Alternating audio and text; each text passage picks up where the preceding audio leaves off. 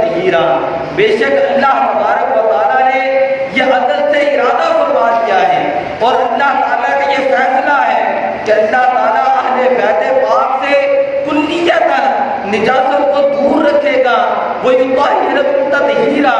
اور اللہ تعالیٰ نے اہل بیت پاک کو طاہر بھی بنایا ہے اور مطہر بھی بنایا ہے۔ اہل بیت پاک پاک بھی ہیں اور کائنات کو پاک کرنے والے بھی ہیں۔ انما کلمہ حسر ہے،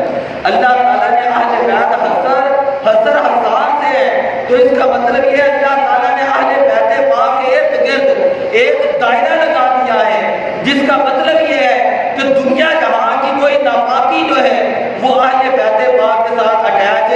نہیں ہو سکتی، دنیا جہاں کی کوئی گندگی اور کوئی غلاظت جو ہے وہ اہل بیت پاک کے ساتھ اٹیچ نہیں ہو سکتے۔ لہذا ان لوگوں کے منہ کے اوپر بھی بہت بڑا تماچا ہے جو کہتے ہیں کہ حضرت امام حسین رضی اللہ تعالیٰ عنہ کو کربلا کے اندر جانے کی کیا ضرورت ہے؟ جب صحابہ کرام نے منع کیا تو کیوں کربلا کے اندر گئے؟ میں انہیں یہ کہتا ہوں اور یہ کہتے ہیں معاذ اللہ کہ امام حسین نعوذ باللہ من ذلک باغی تھے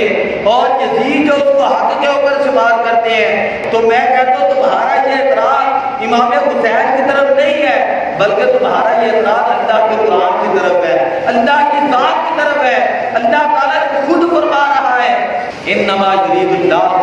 لیذھب عنکم الرجس اہل البیت، کہ اللہ تعالیٰ